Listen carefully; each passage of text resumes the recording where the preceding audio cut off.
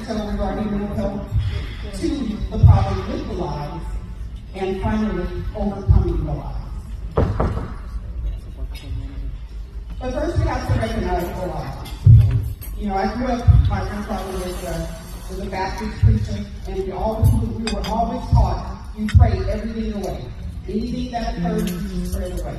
I still stand firmly in that belief that we can pray, but God also provides people with abilities and with skills, and He has professionals that you can talk to as well.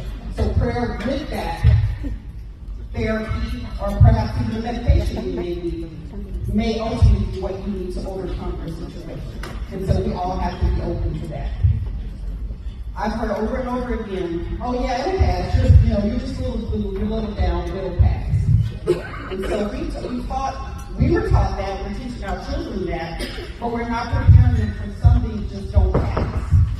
You know, just like you have physical illnesses, you have mental illnesses, and some things you just cannot pray or wish away or wait out the time for them to go away. And I'm sure each of you have heard, Black people don't get depressed. We strongly get depressed. We get depressed, just looks a little different. And so we have to be able to identify that the reality is that we do get depressed, and to be able to recognize those symptoms, because when you go to your doctor and tell them that you're depressed, your depression may not look like someone from another ethnicity. So we need to be aware so that we can identify it within ourselves, so that we can go into those doctor's offices or hospitals and advocate for ourselves. Another misconception is Black people don't commit suicide. Unfortunately, I stand in front of you today, the mother of a Black man who committed suicide. And last but not least, therapy is for white people. And you hear it all the time, oh, they need therapy. We don't. That's so untrue. But because that misnomer has been projected for so long, we also see that come up in the medical world. They treat us as though we're not suffering from mental illness. You know, they excuse away our depression, they excuse away our anxiety, and they just tell us to go home. Well, when Karen comes in with the same symptoms, she probably gets a prescription and a referral to a therapist. And so again, we have to learn to identify so that we can recognize those symptoms so we can advocate for ourselves.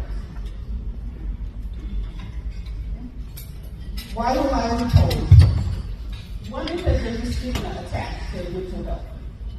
I know growing up, you heard about that uncle or that cousin that were just a little different, right?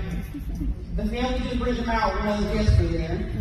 You know, in the schools, they were probably at the end of the hall, locked up in the classroom, and they probably had different school hours than the rest of the children. Because we didn't know what to do with them. And instead of accepting that they were suffering from something that probably could have been curable, or something that probably could have been worked with, we just didn't equip them, we just hid them away. But we have to stop hiding that. So we have to break that stigma.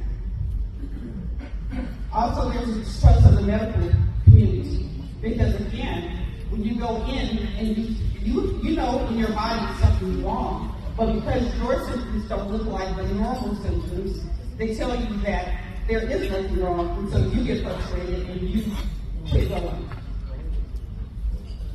And last but not least is the misinformation. Again, we tell people all the time.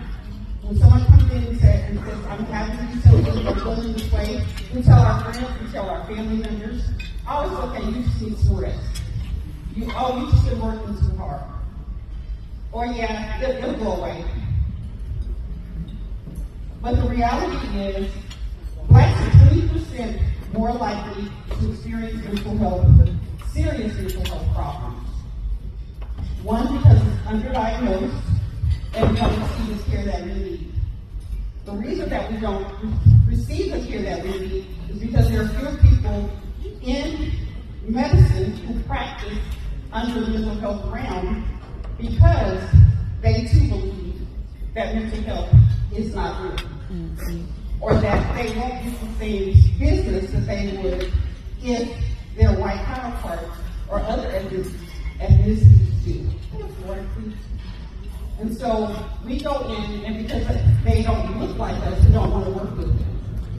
And so we hide it, or we talk to our friends who don't have the ability to help us.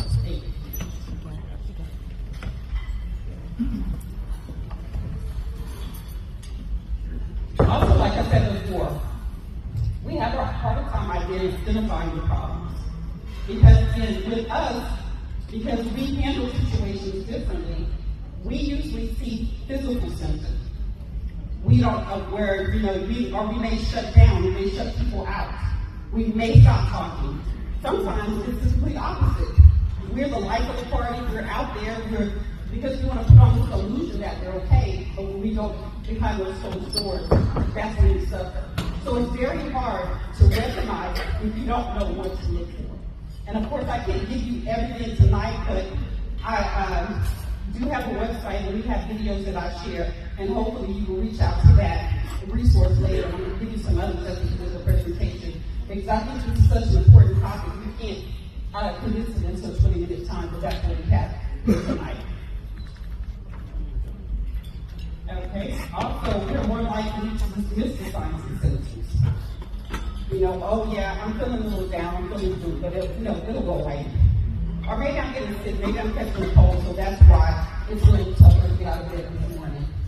Or I just need some vitamin C or some vitamin D, or I just need something to get some energy, and it'll go away. So, cytokines and glands in a temple are on the rise.